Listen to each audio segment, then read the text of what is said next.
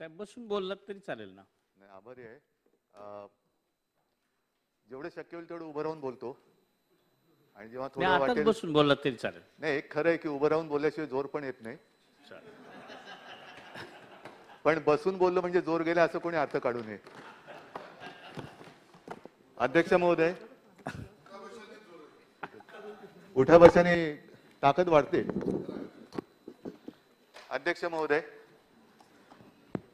अंतिम आठवडा प्रस्ताव या चर्चेत सहभागी झालेले सर्व माननीय विधानसभा सदस्य आहेत. त्याच्यामध्ये आपले विरोधी पक्ष नेते आहेत, रईस शेख आहेत, रवींद्र वायकर आहेत, आशिष शेलार आहेत, सुनील प्रभू आहेत, अमित साटम, अमू आजबी, नितेश राणे, अतुल भातखळकर, संजय केळकर, महेश बालदी, प्रशांत ठाकूर, सुधीर मुनगट्टीवार, दिलीप लांडे, रवींद्र चव्हाण, श्रीमती मनीषाताई चौधरी, कालिदास कोळंबकर, रवींद्र गायकवाड या सर्वांनी भाग घेतला. आणखीनही कोणी घेतला असेल. त्यांनी जे काही मुद्दे उपस्थित केले त्या सर्व मुद्द्यांना एका ह्याच्यात उत्तर देता येणं शक्य जरी नसलं तरी याचा अर्थ असा नाही की त्यांनी मांडलेल्या सूचनांचा किंवा सूचनांची आम्ही नोंद घेतलेली नाही. हे आपल्याला माहिती आहे की आपण काही यांना उत्तर देतो आणि काहींची नोंद घेतो आणि त्याच्याप्रमाणे योग्य असेल ती कार्यवाही करतो. आज मी थोडंसं आपल्या परवानगीने अंतिम आठवडा प्रस्ताव आणि त्याचबरोबरीने एकूणच जे काही आपलं अधिवेशन झालं त्याच्यावरती थोडंसं एक मनमोकळं बोलण्याचा प्रयत्न करणार आहे. आणि हे मी बोलणार आहे ते तळमळीने बोलणार आहे, कारण मला असं खोटं बोलता येत नाही. अध्यक्ष महोदय, राज्यपालांच्या अभिभाषणापासून जर का आपण सुरुवात केली तर मला एका गोष्टीचं खरंच दुःख आहे, खेद आहे. राज्यपाल हे एक संविधानिक पद आहे आणि त्याचं महत्त्व काय आहे आमच्यापेक्षा विरोधी पक्षांना जास्त माहिती आहे. कारण वेळोवेळी नाही, तो तुमचा अधिकार पण आहे की वेळोवेळी मी कागाळ्या नाही म्हणणार पण तक्रार करण्यासाठी हक्काने राज्यपालांकडे केवळ विरोधी पक्षच नाही तर राज्यातला कोणी नागरिक जाऊ शकतो, तो जात असतो आणि त्यांनी जायला पाहिजे. पण दुर्दैवाने ह्या सगळ्या गोष्टी आपण जशा पाळतो, अधिकार आपण मानतो, तशा काही प्रथा परंपरा ह्या सुद्धा आपण पाळल्या पाहिजेत. ठीक आहे, एखाद्या गोष्टीबद्दल तुम्हाला आक्षेप घ्यायचा आहे घेऊ शकता, एखाद्या गोष्टीबद्दल विरोधात मत नोंदवू शकता, पण निदान आपल्या राज्याची तरी एक संस्कृती आहे, प्रथा आहे, परंपरा आहे. राज्यपालांनी आपलं अभिभाषण म्हणजे सुरू केल्याबरोबर जो काही गोंधळ झाला तो राज्याच्या संस्कृतीला शोभनीय नव्हता. आपण निदान राज्यपाल महोदय काय बोलतायत हे तरी ऐकून घ्यायला पाहिजे होतं. हा, तेव्हा तुम्ही जो एक उल्लेख केला दाऊदचा उल्लेख, तो तेवढा पुरता नव्हता. नंतर संपूर्ण आठवडा आणि जवळपास महिनाभर आपलं अधिवेशन आहे, तो उल्लेख आपण रोजच करत आलेला आहे. म्हणजे देवेंद्रजी काल आपण कविता सांगितली तेच ते आणि तेच ते महिनाभर केलं तुम्ही. दाऊद एके दाऊद, दाऊद एके दाऊद, दाऊद दोणे कोण, हा भाग वेगळा, पण हे तुम्ही ते केलं. पण मला एक अशी अपेक्षा होती की ज्या वेळेला हक्काने आपण राज्य सरकारबद्दल काही तक्रारी आक्षेप राज्यपालांकडे नोंदवत असतो तेव्हा निदान आपलं सरकार, आपल्या राज्याचं सरकार हे काय करत आहे याच्या प्रगतीचा एक आढावा राज्यपाल आपल्यासमोर मांडत असतात. आपण जे काही मुद्दे मांडले, राज्यपालांचं भाषण ऐकलं तर नाहीच, होऊच दिलं नाही. राज्यपाल राष्ट्रगीताला सुद्धा थांबू शकले नाहीत, त्यांना थांबू दिलं गेलं नाही. म्हणजे हा एवढा मोठा घोर अपमान आजपर्यंत देशातल्या कुठल्या विधानसभेत क्वचितच झाला असेल. पण राज्यपालांच्या अभिभाषणातले मुद्दे जरी आपण पाहिले असते तरी राज्यपालांनी काय सांगितलं की त्यांनी सांगितलं माझे शासन हे समाज सुधारकांच्या आदर्शांचे अनुकरण करते. आता समाज सुधारकांच्या आदर्शांचं अनुकरण करते म्हटल्यानंतर त्यांचं भाषणच ऐकलं नाही तर समाज सुधारक कोण आणि आदर्श तरी काय आणि त्यांचं अनुकरण तरी आम्ही काय करणार, हा एक प्रश्न येतोच. त्याच्यानंतर महत्वाचा होता माझ्या शासनाच्या महाराष्ट्राच्या सीमावर्ती क्षेत्रातील मराठी भाषिक जनतेच्या हक्कासाठी उभे राहण्याचा निर्धार. याच्यासाठी आपण अनेकदा बोलले आणि अनेकदा तुम्ही मान्य पण केलेलं आहे. राहू शकलोय नाही शकलोय पण निदान ऐकायला तर पाहिजे होतं. छत्रपती शिवाजी महाराजांच्या पुतळ्याच्या विटंबनेचा आणि बेळगाव मधील मध्यवर्ती महाराष्ट्र एकीकरण समितीच्या अध्यक्षांवर शाई फेकल्याच्या कृत्याचा माझे शासन तीव्र निषेध करते. आता शासन म्हणजे केवळ एवढंच नाही, आपलं राज्य त्याच्यामध्ये सगळे आले, पण जो जो आपल्या छत्रपतींचा अपमान करेल त्याचा निषेधच नाही तर आणखीन पुढे काय कायद्यानुसार करता येणं शक्य असेल ते करण्याची आवश्यकता आहे. आता पलीकडे राज्य आहे ते शासन आपलं असलं, आपलं म्हणजे ज्यांनी हे भाषण होऊ दिले नाही त्यांचं असल्यामुळे हे बोलू दिलं नाही की काय, हा एक प्रश्न महाराष्ट्राच्या शिवप्रेमी जनतेला पडलेलाच आहे. त्याच्यानंतर त्यांनी जे सांगितलेलं आहे आपण काय काय केलं, मग त्याच्यात कोविडमध्ये काय केलं, मग वैद्यकीय ऑक्सिजनची कमतरता असताना राज्याने कसा ऑक्सिजन मिळवला, केंद्राने त्यांना कुठून आणायला परवानगी दिली, हजारो किलोमीटर लांबून ऑक्सिजन आणायला लागला होता. आणि मी स्वतः तेव्हा VC मध्ये बोललो होतो माननीय पंतप्रधानांशी की हे फार जीवघेणा हा प्रकार म्हणजे अंतर. आधी मला काय माहिती नव्हतं कारण मी काय सर्वज्ञ नाहीये. मी त्यांना विचारलं ऑक्सिजन तिकडनं एअरलिफ्ट करून आणता येतो का, तर अभ्यास झाला आणि सांगितलं की तो अत्यंत ज्वलनशील असल्यामुळे ऑक्सिजन आणता येत नाही, पण निदान रिकामे टँकर आपण पाठवू शकतो. मग रिकामे टँकर एअरलिफ्ट करून तिकडे नेले आणि तिकडनं मग रेल्वेने म्हणा रस्त्याने म्हणा जसं असेल ते आणले गेले. रात्रंदिवस आपल्या शासनाची यंत्रणा ही कार्यरत होती, जिचा मला मुख्यमंत्री म्हणून अभिमान आहे. ही तीच यंत्रणा आहे. मुख्यमंत्री कोण मंत्री कोण कोणी असलं तरी यंत्रणा तीच असते. तीच यंत्रणा ही आपण त्यांना कसं वागवतो आहोत त्याच्याप्रमाणे काम करत असते. बाकी मी इतर काही डिटेल हे काही देत नाही, पण अनेक योजना ह्या त्यांनी सांगण्याचा प्रयत्न ते किंवा सांगणार होते पण ते ऐकूच दिलं नाही.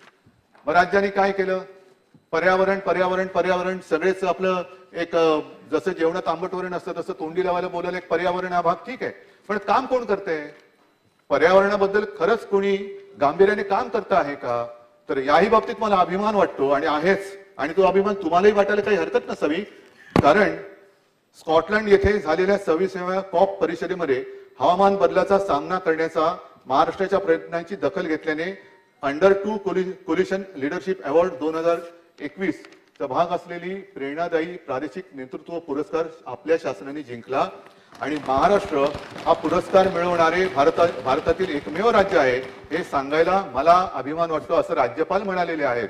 राज्यपालांना अभिमान वाटतो राज्याचा. त्याच्यानंतर कोविडच्या काळामध्ये जे आपण नाही त्याच्या आधीच आपण शिवभोजन योजना सुरू केली आणि कोविडच्या काळामध्ये काही काळ आपण मोफत दिले, काही काळ आपण 5 रुपयांनी केलं, आता परत ती 10 रुपयांनी दिली, पण 10 रुपयांनी एक पूर्ण जेवण आपण देतोय हे सुद्धा मोठी अभिमानाची गोष्ट आहे. गोरगरिबांना 2 घास हे त्यांना मिळून देतोय, त्यांना परवडणाऱ्या दरात, हे फार मोठं काम करतोय. आणि आजपर्यंत साधारणतः 8 कोटीपेक्षा अधिक थाळ्यांचं वितरण चंद्रराव आपण या माध्यमातून केलंय. म्हणजे एवढी पोटं आपण भरतोय तेवढे आशीर्वाद आपल्याला मिळतात. हा अमृत महोत्सव आहे आपल्या स्वातंत्र्याचा, आझादी का अमृत महोत्सव, आणि तो करण्यासाठी शासनाने 500 कोटी रुपये मंजूर केलेले आहेत. आता पहिल्यापासून लक्ष ठेवा, कारण त्याच्यानंतर त्याच्यात सुद्धा भ्रष्टाचार करायची तुम्हाला दिसू शकेल. कारण काही झाले तरी भ्रष्टाचार. काही जणांची एक सवय काय असते, आरशात बघितला तरी आरसा बघितला तरी भ्रष्टाचार झाला. लोकांना कळत नाही ह्याला भ्रष्टाचार कशात दिसला, तर आरशाच्या मॅन्युफॅक्चरिंग मध्ये दिसला. काही लोकांचा गैरसमज होतो की आरशात पाहिलं तरी भ्रष्टाचार झाला, आरसा बघितला. आता अच्युतराव हसणार का काही बोललेलं नाही मी, आरशाच्या मॅन्युफॅक्चरिंग मध्ये भ्रष्टाचार होऊ शकतो ना, पण तो आरसा बघण्यासाठी स्वतःचा चेहरा बघितल्याशिवाय कळणार कसं भ्रष्टाचार झाला की नाही. तर असं काही बोलू शकतात. तर म्हणून मी म्हटलं की आधीपासून लक्ष ठेवा. त्याच्यानंतर हिंदू हृदय सम्राट बाळासाहेब ठाकरे महाराष्ट्र समृद्धी मार्ग याचा उल्लेख काल एकनाथजी तुम्ही सुद्धा केला. त्याचं 77% काम बांधकाम पूर्ण झालेलं आहे. रायगड जिल्ह्यातील रेवस ते रेड्डी सिंधुदुर्गातलं महामार्गाचं चौपदरीकरण आपण करतो आहोत, कॉन्क्रिटीकरण. मुंबईतील सागरी किनारा मार्गाचे 50% काम झाले. पुण्यात रिंग रोड करतो आहोत. 1ली ते 12वीच्या विद्यार्थ्यांना दीक्षा ऍपद्वारे विषयनिहाय अभ्यास साहित्य प्रसारित केले. अशा अनेक गोष्टी आपण केलेल्या आहेत. पण ते काय ना, पण लक्षात कोण घेतो, तुम्ही ऐकायचंच नाही ठरवलं तर ह्या सगळ्या गोष्टी कळणारच नाही. पण ज्यांच्यासाठी करतो आहोत ते नुसते ऐकत किंवा वाचत नाहीत, ते त्या योजनांचा लाभ घेत आहेत आणि आम्हाला त्या जनतेचे आशीर्वाद जे पाहिजेत ते आशीर्वाद आम्हाला देत आहेत. ह्याचं सुद्धा मला एक समाधान आहे. नक्कीच राज्याचा एक शासनाचा प्रमुख म्हणून माझे सहकारी जे काम करतायत, आणि विशेषतः या माझ्या शस्त्रक्रियेच्या काळामध्ये आपण सगळ्यांनीच एक सांभाळून घेतलं, पण मंत्री महोदयांनी सगळ्यांनी माझी उणीव न भासू देता सगळ्यांनी उत्तम काम केलं. त्याच्याबद्दल मला त्यांच्याबद्दल एक समाधान व्यक्त करायचं. अनेक गोष्टी आपण केलेल्या आहेत, त्यातल्या काही उल्लेख झालेला आहे. मी याच्यावरती जास्त काही येत नाही, पण जे झाले ते झालेलं आहे आणि ते नाकर्तेपणा कोणी घेऊ नये, करू नये असं मला वाटतं. आता साहजिकच आहे, थोडस नाही म्हटलं तरी मध्ये मध्ये आरोप झाले. सुधीर भाऊ, तुम्ही दरवेळेला छान काहीतरी बोलता आणि मला छान काहीतरी उत्तर द्यावं लागतं. तुम्ही हे शासन आहे कोणाचं आहे? बेवड्यांचं शासन आहे. आपल्या महाराष्ट्राला, शिवछत्रपतींचा महाराष्ट्र, त्यांना मद्य राष्ट्र म्हणालात, बरोबर ना? बरोबर आहे. आता हे मद्य जे आहे, वाईन, हे किराणा मालाच्या दुकानात मिळत, वाण्याकडे नाही मिळत. सुपर मार्केट जिकडे ते कुरूपबंद कपाटांची सोय आहे तिकडे मिळते. आणि आपण चंद्रपूरचे नेहमी मुद्दे मांडता, विदर्भातून आलेला आहात. आपल्या बाजूला मध्य प्रदेश आहे, एका बाजूला मध्य प्रदेश आहे. त्याचं जे काय आहे ती आकडेवारी मी वाचतो, मग त्याला मध्य प्रदेश म्हणणार का तुम्ही? संबंध नाहीये. पण त्यांनी जे काय केलेलं आहे असं नाहीये. तुम्ही आपला तो बाब्या आणि दुसरा तो, असं नाही करायचं. मी तुम्हाला सांगतो, एक मिनिट सांगतो. देशात 1 लाख लोकसंख्येपेक्षा मागे मद्य विक्रीची दुकाने महाराष्ट्रात सर्वात कमी आहेत. कर्नाटक किती आहेत? कोणाचं सरकार आहे तिकडे? 7.10. मध्य प्रदेश 5.07. आता याचं उत्तर द्या. उत्तर प्रदेश तिकडे 2.60. तामिळनाड 9.43. तेलंगणा 6.30. हे सगळं बघितल्यानंतर लगेच आपल्या राज्याची बदनामी करून टाकायची, हे योग्य नाहीये. तुम्ही आमचं टीका करा, पण ज्या महाराष्ट्राची एक तर तुम्ही राज्यपाल जे सांगत होते विकास काय झालेला आहे ते तुम्ही लोकांसमोर येऊ देत नाही. असं एक नावं देऊन तुम्ही महाराष्ट्राला बदनाम करतात, हे योग्य नाहीये. ह्याच्यामध्ये ही दखल शेवटी नागरिक घेत असतात. तुम्ही करा, मी म्हंटल ना, टीका करा. कोणत्या टोकाला जायचं, काय टीका करायची, हा ज्याचा त्याचा प्रश्न आहे. तर ह्या एक गोष्टी आहेत. नंतर मला कल्पना आहे की जसं असं म्हणतात की रावणाचा जीव, कारण रावण युद्ध होताना एक मुंडकं उडवलं तरी पुन्हा हा हा हा हा ते पिक्चर मध्ये पुन्हा एक मुंडकं यायचं आणि रावण आपला लढतोय. मग नंतर कळलं की रावणाचा जीव हा बेंबीत होता. तसं काही जणांना काही मिळालं, केंद्रात सरकार मिळालं तरी त्यांचा जीव बेंबीत नाही पण मुंबईत असतो.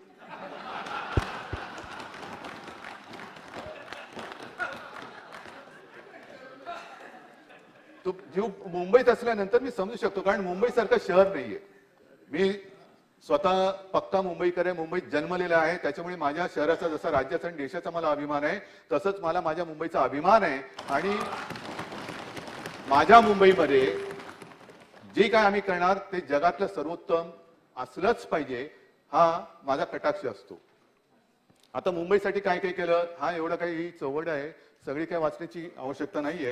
पण येता जाताना जे दिसतच नसेल त्यांना मला लक्षात आणून देण्याची गरज आहे. आता मुंबईमध्ये पब्लिक स्कूल, यापूर्वीच्या काळामध्ये महापालिकेची शाळा, म्युन्सिपालिटी स्कूल, म्हणजे त्याला असंच झिडकारलं जाते, हा काय शिकला तिकडे.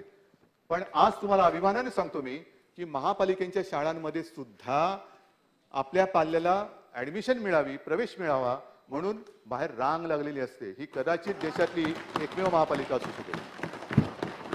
8 भाषांमधून शिक्षण देणारी जगातील एकमेव महापालिका आहे. 8 भाषातून देणारी जगातील एकमेव आहे. 480 शाळांमध्ये व्हर्च्युअल ट्रेनिंग देतोय. अद्ययावत अभ्यासक्रम असलेल्या टॅबची आपण वापर करतोय टेंडर काढून. घनकचरा व्यवस्थापन करतो आहोत. मागील 2 वर्षांमध्ये झोपडपट्ट्यांमध्ये 15,000 पेक्षा अधिक शौचालय बांधून पूर्ण केले, तर 8,000 पेक्षा अधिक शौचकूपांचे बांधकाम प्रगतीपथावर आहे. जर कोणाची तयारी असेल तर उद्घाटनासाठी आम्ही आमंत्रण देऊ शकतो. शून्य कचरा निर्माण करणाऱ्या इमारतींना मालमत्ता करात 5% सूट. तसंच आपल्याला हे देखील माहिती आहे की 500 स्क्वेअर फुटापर्यंत ज्यांची घरं आहेत त्यांना आपण मालमत्ता करातून पूर्ण सूट दिलेली आहे. अर्धवट दिलेली जी पूर्वी होती तीही काढून टाकली आणि पूर्ण सूट दिलेली. आरोग्यासाठी तर आता नवीन एक योजना सुरू केलेली, कारण अनेक जणांना टेस्ट करून घ्यायचे असतात, पण त्या टेस्ट करणं परवडत नाही. म्हणून आम्ही निवडक दवाखान्यांमध्ये हिंदू हृदय सम्राट बाळासाहेब ठाकरे आरोग्य केंद्र योजना, जिकडे जवळपास 139 प्रकारच्या वैद्यकीय चाचण्या या काही मोफत तर काही नाममात्र दरात आम्ही करून देतो आहोत. कर्करुग्णांवरती उपचारांसाठी अद्ययावत प्रोटॉन थेरपी उपचार उपलब्ध करणार अशी सुविधा करणारी ही देशातील पहिली महापालिका आहे. याचं सुद्धा एक आपल्याला दखल घ्यायला पाहिजे. आणि कोविडच्या बाबतीत म्हणाल तर त्याच्यावरती मी पुढे म्हणणार असत, आपण जे काय आरोप केले त्याला मी उत्तर देणार आहे. परंतु मुंबईने जे काय केलं, खास करून मुंबईने जे केलं ते मुंबई मॉडेल म्हणून जगभरात प्रसिद्ध झालं. उच्च न्यायालय, सर्वोच्च न्यायालय यांनी मुंबई आणि महाराष्ट्राने जे काम केलं त्याची तारीफ केलेली आहे. आता कोविड मधनं लोक बरे होतात, पण द्वेषाची कावीळ जर कोणाला झाली असेल तर त्याचा उपचार हा आपल्याला कोणत्या दवाखान्यात अजून करता येत नाही. कावीळ बरी होते, पण द्वेषच झालाय, द्वेषाची कावीळ आहे, बरी कशी करणार? काय करू शकत नाही त्याला, त्याच्याकडे आमच्याकडे उत्तर नाहीये. जम्बो सेंटर सुरू केलं. मला ह्याही बद्दल एक सांगायचंय की जेव्हा कोविडने पहिलं पाऊल आपल्या राज्यात टाकलं आणि इतर देशात संपूर्ण, मला स्वतः आपले माननीय पंतप्रधान बोलले होते की उद्धव देखो ये इटली में क्या चल रहा है, लोग रस्ते पे मर रहे, उठाने के लिए कोई नहीं है. ती एक धोक्याची घंटा त्यांनी तेव्हाच माझ्या लक्षात आणून दिली होती. आणि जेव्हा कोविडने पहिलं पाऊल टाकलं त्याही वेळेला आपलं अधिवेशन सुरू होतं, अर्थसंकल्पीयच होतं वाटतं. आणि त्याच वेळेला टोपे साहेब आपणही होतं, सगळेच होतो, पण आपण एक निर्णय घेतला की तातडीने इकडे तिकडे करण्यापेक्षा फील्ड हॉस्पिटल आणि ती सुद्धा जम्बो ही उभारण्याची गरज आहे. मी तर सांगितलं होतं की लागली तर लष्कराची मदत घ्या, काय कमी पडत त्याच्यात वाटण्याचं कारण नाही, पण त्याही बाबतीत आपल्या यंत्रणेने स्वतःच्या ताकदीने, स्वतःच्या हिमतीने जम्बो कोविड सेंटर्स उभारली. मला तरी माहिती नाहीये की देशात आणखीन कोणी कशी तिकडे उभारली असतील. पण जम्बो कोविड केअर सेंटर जर का आपण उभारली नसती तर जयंतराव कदाचित असं होऊ देणार नाही. पण काही ठिकाणी किंवा एका ठिकाणी झालं की नदीमध्ये मृतदेह टाकण्यात आले, तसं आपण होऊ नाही दिलं. आपण असं होऊ नाही दिलं. आपण जे काय करता येणं शक्य होतं ते केलं आणि या पुढे सुद्धा करू. कोविड येऊ नये, येणार नाही अशी प्रार्थना आहे, पण जनतेच्या हितासाठी आम्ही वाटेल ते करू आणि तसं आम्ही ते केलं. त्याच्यानंतर काल सुद्धा बोलताना बरेच मुंबईचे विषय मार्गी लावलेत. ज्यांची घरं होत नव्हती त्यांची घरं एकनाथजी थोरात साहेब आणि जितेंद्र आपण सगळ्यांनी पुढाकार घेऊन ते धोरणामध्ये काय बदल करायचा, नवीन धोरणं काय करायची, त्यांच्या घराचा प्रश्न आपण मार्गी लावलेला आहे. पत्राचाळ पुनर्विकासाचे भूमिपूजन त्याचं झालेलं आहे. मराठी भाषा भवन दृष्टिक्षेपात नाही, बरोबर आहे, कारण येत्या 2 तारखेला त्याचं भूमिपूजन होतंय. आणि गिरगाव येथे म्हणजे आपल्या या कुठे करणं ते पण झालेलं, येता जाताना ते होर्डिंग दिसत असतील, तिकडे दिमागदार मराठी भाषा भवन उभारण्यासाठी कार्यवाही 2 एप्रिलला सुरू करतोय. बीडीडी चाळीचा प्रश्न रखडला होता, तो मार्गी लावलेला आहे. डबेवाला भवनासाठी त्यांना आपण जागा दिलेली आहे. वर्ली डेअरीच्या जागेवरती एक जागतिक आंतरराष्ट्रीय दर्जाचं मत्स्यालय आपण उभं करतो. त्याची जी काय प्रक्रिया आहे ती होत आलेली आहे आणि त्याची सुद्धा सुरुवात लवकरच होईल. असे अनेक काम आहेत. मेट्रोच्या बाबतीत सुद्धा मेट्रो आपण ती आरेची जर जागा वादग्रस्त आहेच, तिला आपण पर्याय मागितलेला आहे कांजूरचा. अजूनही केंद्र काय द्यायला तयार नाही, पण त्याच्यासाठी सुद्धा आपण पर्याय काढून मेट्रोचं काम आपण बंद नाही पडू दिलेलं आहे, आणखीन वाढवतो आहोत. या कांजूरच्या बद्दल मी मागे सुद्धा एकदा बोललो होता, तर त्याचा पुनरुच्चार करण्याची गरज नाही. पण एक आक्षेप जो आपल्याकडनं घेण्यात आलेला होता की मेट्रोच्या कामात 10,269 कोटी वाढीचा प्रस्ताव, हा प्रस्ताव देवेंद्रजी आपल्या काळात सप्टेंबर 2018चा आहे, आमच्या काळातला नाही आहे. हे कशासाठी वाढलंय त्याची सुद्धा एकनाथजी आपण चौकशी लावा. काय वाढलेलं आहे, खरं असेल तर भाग वेगळा, पण नेमकं अचानक 10,000 कोटी वाढला कसा, काय त्याच्या मागे? मुंबईमध्ये जसं समुद्र आहे, पण याच्यात काय पाणी मुरते का ते पण बघून घ्या, मुरलंय का ते बघून घ्या. त्याच्यानंतर सौर ऊर्जा प्रकल्प आपण करतो आहोत. आणखीन काय काय गोष्टी आहेत, हे मी सगळं वाचून झालेलं आहे. पर्यावरणाच्या दृष्टीने त्या इलेक्ट्रिक बसेस चार्जिंगच्या त्या सुद्धा आपण आणतो आहोत.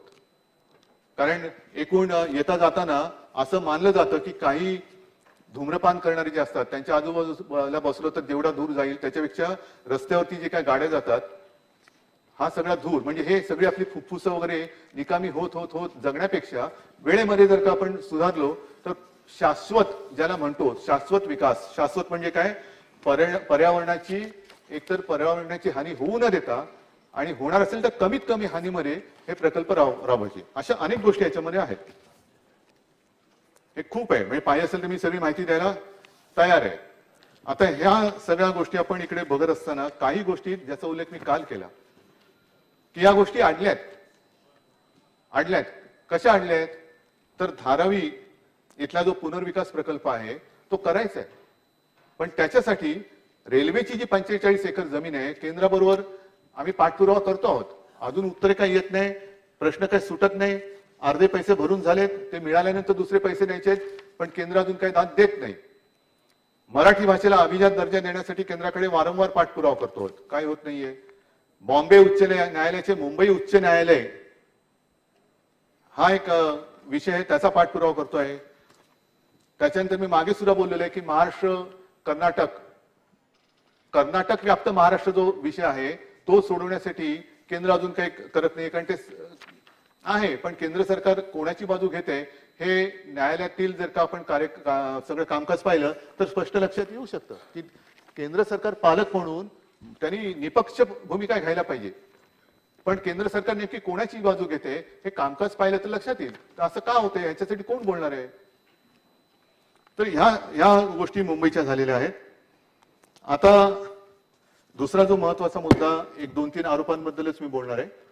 दहिसर इथल्या भूखंडाबद्दल कोणी कसा पाठपुरावा केला होता, कुठून हा सुरू झाला, आणि त्याचा पाठपुरावा जर म्हणाल तर साधारणतः 2011 पासून सुरुवात झाली होती महापालिकेमध्ये. देवेंद्रजी आपल्याला कल्पना आहे, कारण आपली या एका पत्रावरती सही आहे. एमसी बीएमसी त्यांनी तुम्ही म्हटलंय do the needful, examine and do the needful ते म्हटलेलं आहे. त्याच्यानंतर त्यावेळेचे तुमचे विधान परिषदेचे धनंजय मुंडे, आता विधान परिषदेचे विरोधी पक्ष नेत्यांचा त्यावेळेचा उल्लेख इथे केला तर चालेल ना. अगदी केरळाचं उत्तर तामिळनाडूला दिल्यासारखं नाही ना होणार. मी विचारतो, मला माहिती नाही ह्या गोष्टी. तर त्याने एक पत्र दिलं होतं, त्याच्यावरती तुम्ही उत्तर दिलेलं आहे. अजय मेहतानी नाही म्हटलं का, तर तसंही नाहीये. अजय मेहतानी सुद्धा त्याच्यावरती त्यांची टिप्पणी दिलेली आहे. मग करता करता करता त्याची किंमत वगैरे ठरवतं कोण? चंद्रकांत दादा, तुम्हाला कल्पना आहे, कारण महसूल खातं त्यावेळेला आपल्याकडे होतं. ती जी काय जमिनीची किंमत ठरवणारी जी यंत्रणा असते ती आपल्या खात्याकडे होती. त्यांनी ती किंमत ठरवली. ती किंमत दिली गेल्यानंतर पुन्हा त्याच्यावर त्यांनी वाद केला, तर कोर्टात गेलाय. आता आपण असं म्हणतोय की तो तर किती 900 कोटी मागतोय, आपण त्यांना 349 कोटी दिले. पण हा सगळा जो पाठपुरावा आहे त्याची सुरुवात मनीषाताई आपण केली होती. आपण फोटो सुद्धा ट्विट केला होता या दहिसरच्या हॉस्पिटलच्या बाबतीत. हा, मला वाटलं तुम्ही आता तुमचं मत बदललं की काय. हॉस्पिटल हवं की नको? हवं ना, हवं की नको? नाही ते आशिष बोलते बोलू नका, पण तुमच्या वॉर्डाचा प्रश्न आहे, लोक तुम्हाला विचारणार आहेत, आशिषला नाही. हॉस्पिटल हवं की नको? नाही, एक मिनिट, तुमचं म्हणून हा सांगा.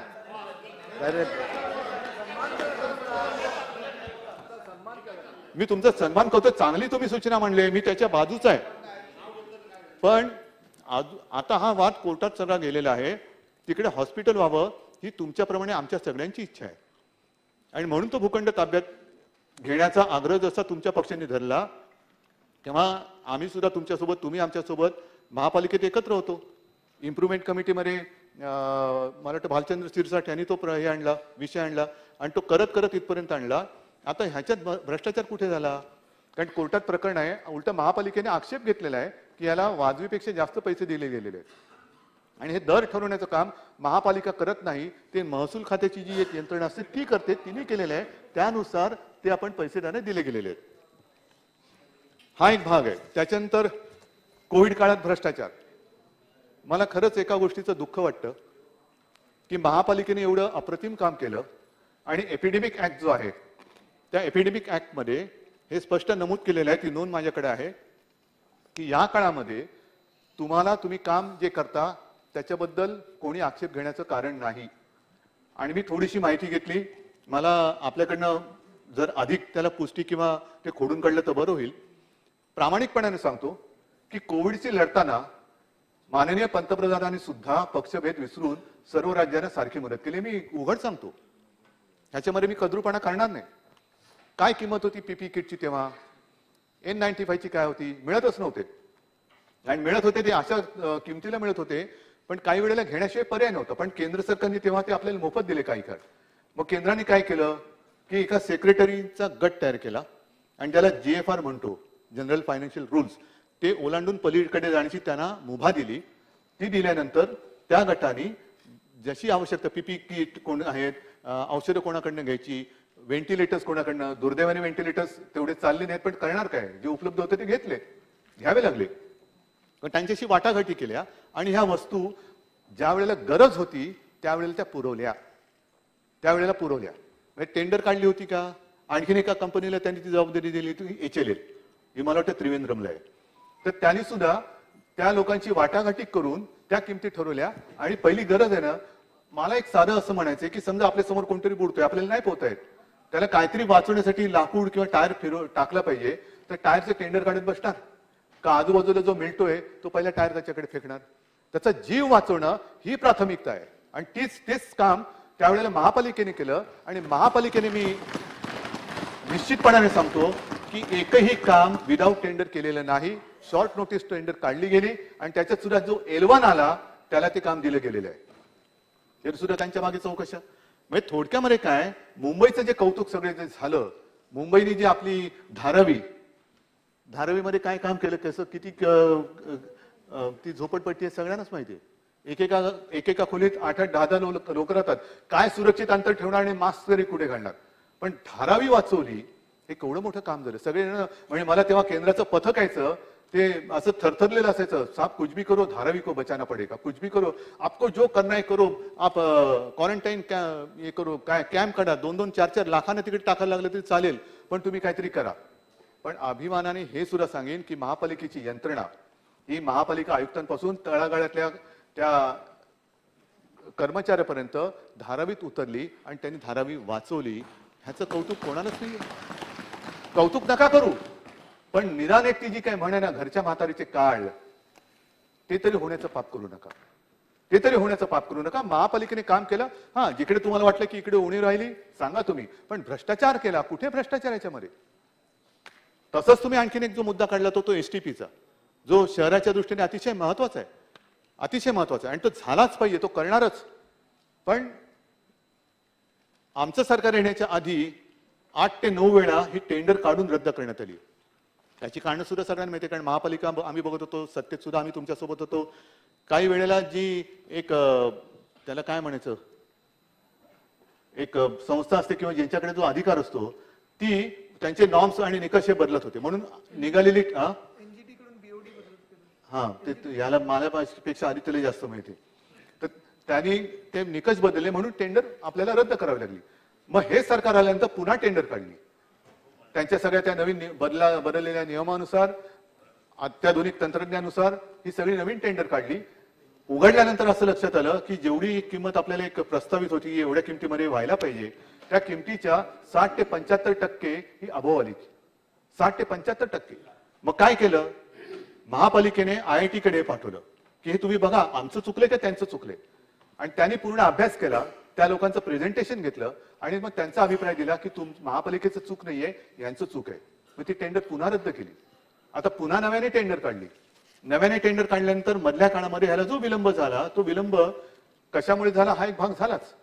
पण कोर्टामध्ये काही स्वयंसेवी संस्था गेल्या, मग सुप्रीम कोर्टाने त्याच्यात दखल घेतली आणि सुप्रीम कोर्टाने सांगितलं की यापुढे ही संपूर्ण जी काही प्रोसेस आहे हे आम्ही आमच्या निगराणीखाली करणार. मग त्यानुसार अध्यक्ष महोदय, जी टेंडर आलेत त्यातलं टेक्निकल बिड माझ्या माहितीप्रमाणे गेल्या सोमवारी उघडलं गेलं आणि जे कमर्शियल आहे ते येत्या काही दिवसात उघडणार आहे आणि सुप्रीम कोर्टात पाठवणार आहे. मग जिथे अजून ते उघडलं गेलेलं नाहीये, एक पैसा त्याच्यात खर्च झालेला नाहीये, तर त्या पाकिटामध्ये भ्रष्टाचार झाले तुम्हाला कसं कळलं? त्यातला पेन ड्राईव्ह तुम्हाला कोणी दिला? हा निराधार आरोप आहे. म्हणजे आरोप करा, पण आरोप करताना काहीतरी त्याला आधार ठेवा. हीच जर का तुमची माहिती आणि त्या माहितीच्या आधारे तुम्ही कागदपत्र देणार असाल आणि मंत्र्यांचे राजीनामे मागणार असाल तर मग हा अन्याय. आणि मला एका गोष्टीचं आश्चर्य वाटतं, थोडंसं त्याच्यावरती नंतर मी बोलणारच आहे, पण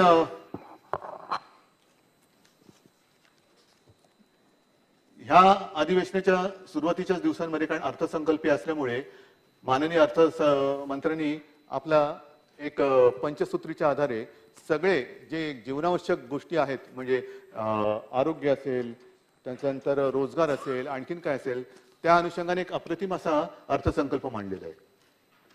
अप्रतिम आहे, म्हणजे चांगलं आहे. जे काय आता करता येणं शक्य आहे या सगळ्या कठीण काळामध्ये, त्या सगळ्यांची दखल घेऊन तो अर्थसंकल्प मांडलेला आहे.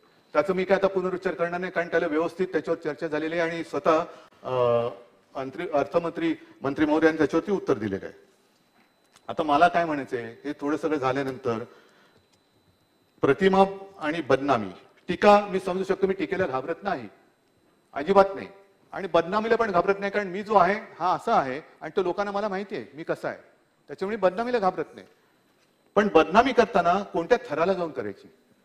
नवाब मलिकांचा राजीनामा, जर दोषी असतील, संबंध असतील, बघू ना काय करायचं. पण तुम्ही आरोप करायचे आणि असे आरोप केले ज्याच्यात तथ्यहीन आरोप करायचे आणि एवढ्या वेळा बोलायचं की जणू काही ते सत्य वाटायला लागतं. म्हणजे एका गोष्टीचं मला दुःख काय वाटतं किंवा आश्चर्य वाटतं की केंद्रीय ज्या काही संस्था आहेत त्या एवढ्या पोकळ झाल्या का की नवाब मलिक हा दाऊदचा हस्तक संपूर्ण मुंबईत, देशात सगळीकडे फिरतोय, 4-4, 5-5 वेळा निवडून येतोय, मंत्री बनतोय, तरी केंद्रातल्या यंत्रणेला माहितीच नाही, केंद्राच्या यंत्रणेला माहितीच नाही. आहेच तसंच आहे. केंद्राच्या यंत्रणा मग करतात काय? नुसतं थाळ्या वाजवा, दिवे पेटवा, दिवे घालवा, हे करायचं. मग जे काय दिवे लागताय त्या दिव्याच्या प्रकाशात तरी बघा ना दाऊदचा माणूस कोण कोण आहे. पण एक मी समजू शकतो की तिरंदाज जो असतो तो लक्ष्यभेद करतो, तो बाण त्यालाच तर त्याचं कौशल्य असतं, बाण त्या लक्ष भेद करणार असला पाहिजे, भेद करणार असला पाहिजे.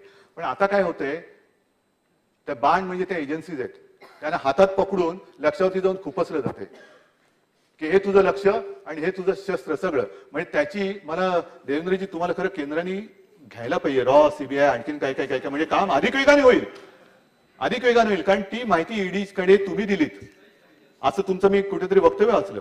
म्हणजे ईडी एवढी बेकार लोक आहेत का तिकडे, त्यांना काहीच माहिती नाहीये. द्या माहिती द्या, कोणाला ह्याला ठोकायचे ठोकतो, त्याला ठोकायचे ठोकतो, माहिती दे ठोकतो.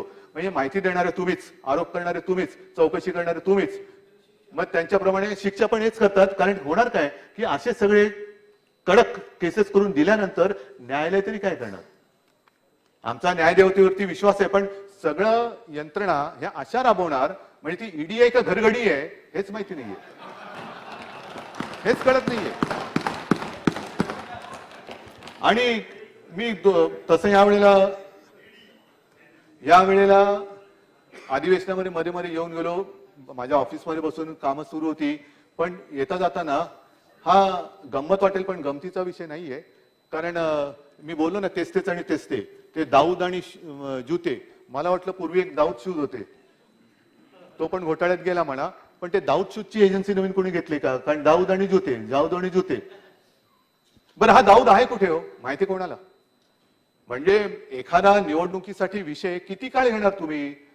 जसा राम मंदिराचा विषय इतके वर्ष तुम्ही घेतलात, आता ह्याच्या पुढे दाऊदचा घेणार आहात का? म्हणजे आधी रामाच्या नावाने मत, आता दाऊदच्या नावाने मागणार आहात का? हे काय चाललेलं आहे? बरं दाऊद जो आहे कुठे आहे माहिती तरी आहे का? कोणालाच माहिती नाही. असेल तर मला आणत का नाही? कारण मागे मला आठवते गोपीनाथ मुंडे आपले उपमुख्यमंत्री होते, त्यांनी सांगितलं की दाऊदला आम्ही फरफटत आणू. आता आपण त्याच्या मागे फरफटत चाललोय आणि त्याचे हस्तक शोधतोय. कुठे हस्तक? तू हस्तक आहे. पण मला तरी आठवत नाही, तुमच्याकडे माहिती असेल तर सांगा, ओबामाने ओसामाच्या नावाने मतं मागितली होती का? त्यांनी निवडणुकीत त्याचा उल्लेख केला होता का? पण ते जे कावस पाडले, देशावरती हल्ला, आम्ही बोलतो पण हल्लेखोराचं काय करतो? ओबामाने कोणाची वाट नाही माहिती, परवा नाही केली. पाकिस्तान काय केलं, ढग आहेत तर त्याच्या आडून हेलिकॉप्टर पाठवायचं का, असं थिल्लरपणा नाही केला. थेट त्यांचे ते जवान पाठवले आणि घरात घुसून त्या लादेनला मारला. ह्याला म्हणतात मर्दपणा. कान्या मारत दाऊदला उडवा ना, मूळच उखडून टाका. अजूनही आम्ही बघतोय कोण कोण कसं येतंय, त्यांचे अंडरवर्ल्ड शिकेचे संबंध आहेत, मग ते कोण त्याचं हस्तक आहे. जा घुसा, दाऊदच्या घरात घुसून त्याला मारा, जसं ओबामाने ओसामाला मारलं तसं. ह्याला म्हणतात मर्दपणा, ह्याला म्हणतात हिंमत. पण काही न करता नुसतं तुम्ही जे आमच्यावर आरोप करतायत, मी पुन्हा प्रामाणिकपणाने सांगतो की देशद्रोह्यांच्या विरोधात आम्ही आहोतच, त्याच्याबद्दल कुठेही दुमत होण्याचं कारण नाही. पण नवाब मलिकांचा राजीनामा तुम्ही मागता आहात, त्याच्या आधी जे काही घडले काश्मीरमध्ये, त्यावेळेला मेहबूबा मुफ्ती बरोबर तुम्ही बसला होतात. मी ते माझ्या भाषणात पण बोललो, अनेकदा बोललो, तेच ते आणि तेच ते, दुसरं आहे काय आपल्याकडे. पण अफजल गुरुला फाशी देण्याचा जेव्हा प्रश्न आला, त्यावेळेला या मेहबूबा मुफ्तीबाईंचं काय वक्तव्य होतं? अफजल गुरुला फाशी देऊ नका. ज्यांनी लोकसभेवरती हल्ला केला, देशाच्या सर्वोच्च लोकशाहीच्या मंदिरावरती हल्ला केला, त्याचा मास्टर माइंड, त्याचा ब्रेन, त्याला फाशी देऊ नका. आणि दिल्यानंतर त्याचं पार्थिव त्यांच्या कुटुंबियांकडे न्या. त्यावेळेला जर मी विसरलो नसेल तर तेव्हा सत्तेमध्ये भाजपा सामील होता नव्हता माहित नाही, पण त्यांच्याबरोबर तुम्ही सत्तेचा पाठ मांडला होता. त्याच्या आधी सुद्धा त्यांची मतं कशी होती? कारण एका रात्रीमध्ये नाही, असेल किंवा नसेल, मी आरोप नाही करत आहे, मी सांगतोय घटना, माझं समजून घ्या. मी तुमच्यावरती आरोप नाही करत आहे. जर तुम्ही सत्तेत तेव्हा असाल तर असाल, एक काढल्या तारखा तर कळतील. पण बुरहान वाणीला मारल्यानंतर सुद्धा ज्यांच्या घरी या मेहबूबाबाई गेल्या होत्या, म्हणजे त्यांचे विचार एका रात्रीत नाही बदलले. या विचारांची ही माणसं माहिती असताना सुद्धा तुम्ही त्यांच्यासोबत सत्तेत बसला. मग अफजल गुरु देशद्रोही नव्हता? मग ते का अफजल सरकार होतं का बुरहान सरकार होतं? कोणी कोणाचा राजीनामा घ्यायचा किंवा सत्ता तेव्हा तुम्ही स्थापन नंतर केली असेल किंवा आधी केली असेल, पण विचार तर तेच आहे. जसं मी सांगतो की मी कडवट हिंदुत्ववादी आहेच आणि तो राहणार. माझे विचार बदललेले नाहीयेत आणि बदलणार नाहीये, मी परत एकदा सांगतो तुम्हाला. पण सत्तेसाठी आपण काय करायचं ते सोडून द्यायचं. म्हणजे आणखीन एक म्हण आहे, स्वतःच ठेवायचं झाकून. आता तेव्हा मला वाटतं अजूनही तुम्ही बघा, कारण तेव्हा भाजपा सत्तेत असेल, कारण आम्हाला प्रश्न पडला होता की या अफजल गुरुला फाशी देऊ नका सांगणाऱ्या मेहबूबाबाई भारत माता की जय बोलायला लागले की काय, वंदे मातरम बोलायला लागले की काय.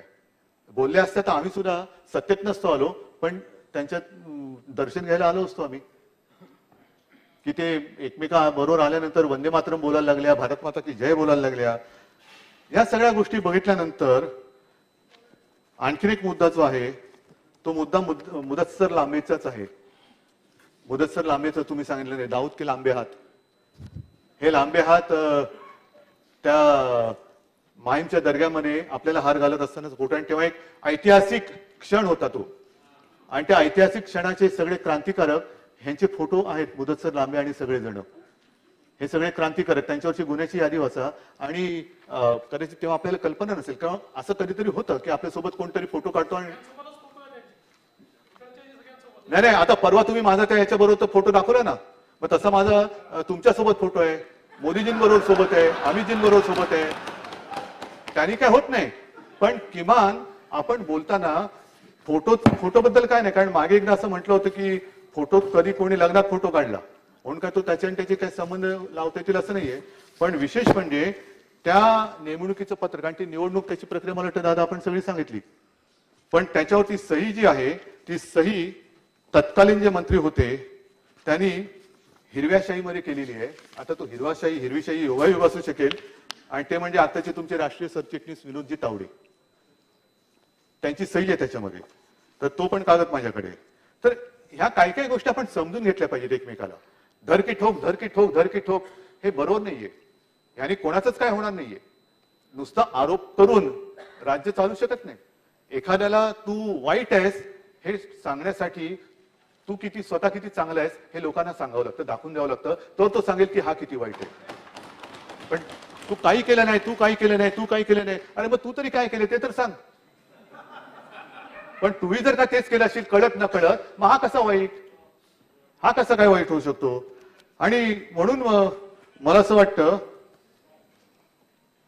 की आता जे काय चाललेलं आहे, एक गोष्टी आधी बोलून मग केल्या जातात. आता मध्ये हर्षवर्धन पाटील जे पहिले तुमच्याकडे होते, त्यांना झोप लागत नव्हती, मग झोपेचं औषध घेतलं. तिकडे जाऊन झोपायला लागले. हा अनुभव त्यांनी कानात नाही सांगितलेला आहे, एका सभेत सांगितलेला आहे. की आणि त्यांचं मी पण सांगितलेलं की ते कधी कधी टीव्ही लावल्यावरती ते जाहिराती येतात, पहिले मुझे नींद नहीं आती थी. तर असं काय तुमच्याकडे झोपीचं औषध आहे मला कळत नाही. आणि मागे एकदा गडकरी बोलले होते, म्हणजे आता मला खरं सांगा, आम्ही इकडे सगळे बसलेले भ्रष्टाचारी आहोत, आम्ही सगळी दाऊदची माणसं आहोत, पण तुमचा सकाळचा सत्तेचा प्रयोग यशस्वी झाला असता तर नवाब मलिक आणि अनिल देशमुख तुमच्या मांडीला लावून बसले असते की नाही? आम्ही जर का तुमचा गळ्यात पट्टा बांधला असता तर जे काही तुम्ही आमच्या कुटुंबांची बदनामी करताय ही अत्यंत नीच, निंदनीय आणि अत्यंत विकृत अशी गोष्ट आहे की एकमेकाच्या कुटुंबाची विकृत बदनामी करणं. अरे सर, मर्द असशील तर मर्दासारखा ये अंगावर, बघतो तू आहे आणि मी आहे.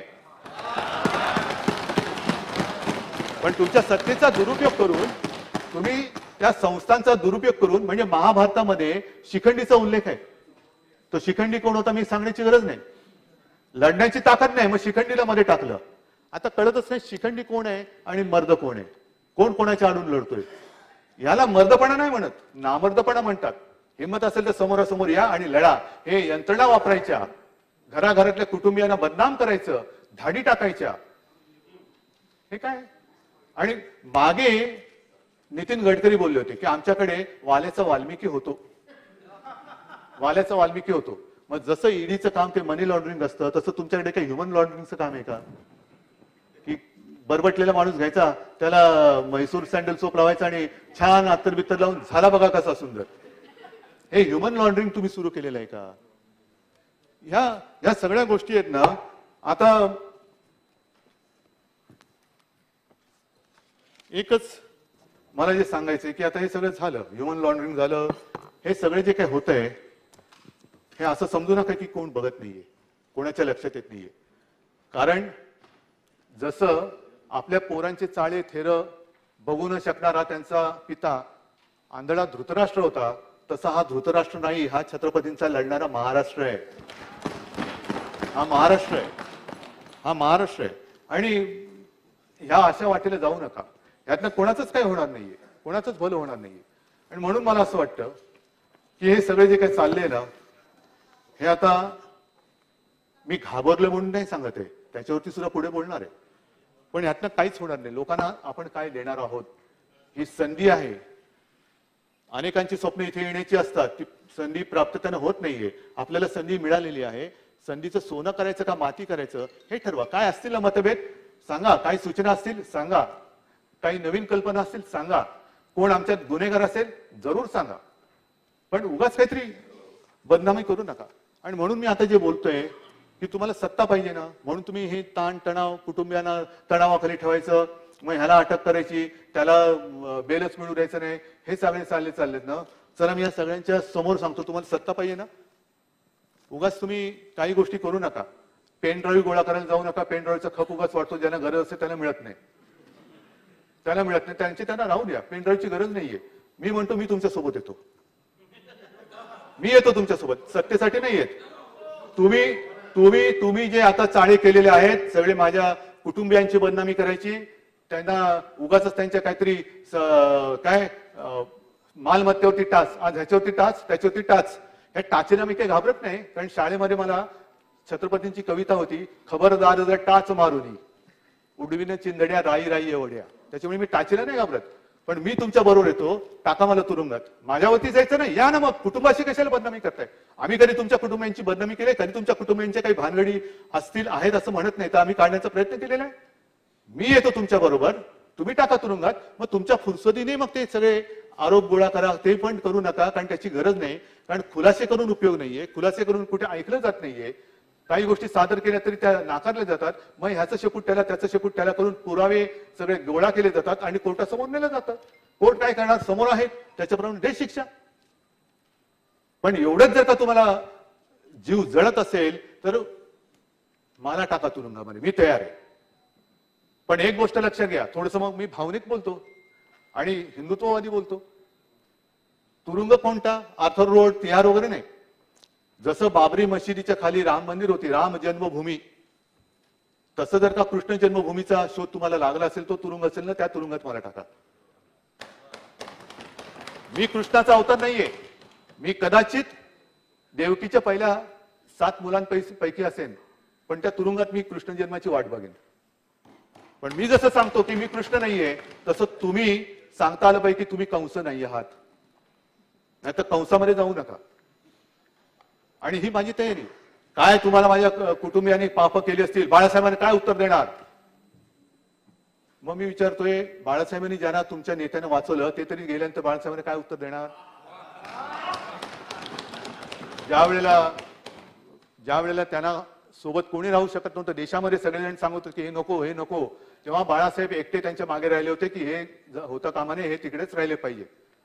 काय उत्तर देणार? की 2014 मध्ये सुद्धा युती तोडली, तुम्ही तोडली, तेव्हा मी हिंदू होतो. आज जर का तुम्हाला असं वाटतं की मी हिंदुत्वापासून फारकत घेतली, तर 2014 साली सुद्धा मी हिंदूच होतो, आजही आहे. आणि मी लपवलेलं नाही, माझ्या सगळ्या सहकार्यांना माहितीये, सगळ्या सहकार्यांना माहितीये. पण तुरुंगात टाकणार असाल तर सगळी जबाबदारी मी घेतो. माझ्या शिवसैनिकांची सुद्धा जबाबदारी मी घ्यायला तयार आहे. सगळ्यांच्या वतीने मी पाप घेतो, मला टाका तुरुंगात. पण जे शिवसैनिक बाकी सगळ्यांनी जेव्हा शेपट्या घातल्या होत्या, तेव्हा 92-93 साली ज्यांनी जीवावरती उदार होऊन जी मुंबई वाचवली, त्या शिवसैनिकांना सोडू नका. आणि आम्ही ऐकतोय म्हणून मला ते कळतच नाही, ते ह्या यंत्रणांचे दलाल आहेत की प्रवक्ते आहेत. हा तुरुंगात जाणार, अनिल देशमुख तुरुंगात जाणार, गेले तुरुंगात. नवाब मलिक तुरुंगात जाणार तुरुंगात. आता अनिल परब तुरुंगात जाणार तुरुंगात. उद्या किशोरी पेडणेकरने टाकणार. हे काय?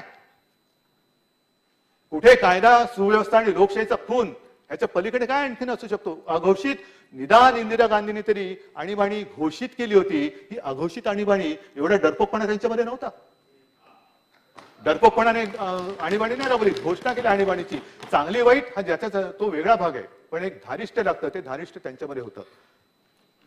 आणि आज सुद्धा अनिल परब इकडे बसलेले आहेत. मी सगळ्यांना सांगतो की 92-93 साली पोलिसांनी आणि मिलिटरीच्या लष्करांनी हिंदूंना वाचवण्याच्या साठी जेव्हा अनिल परब गेले, तेव्हा भर रस्त्यात त्यानं गुरासारखं मारलेलं. तो त्याचं तुम्ही काय बांधकाम पाडताय, आणखीन काय पाडताय? जे पाडायचं ते पाडा, पण मग बांधकाम अनधिकृत पाडायची तर ती सगळ्यांची पाडा, कोणालाही पदराखाली घ्यायचं नाही, अजिबात नाही. पण अशी शिवसैनिक, किशोरी पेडणेकर सुद्धा आमच्या चळवळीतल्या शिवसैनिक आहेत.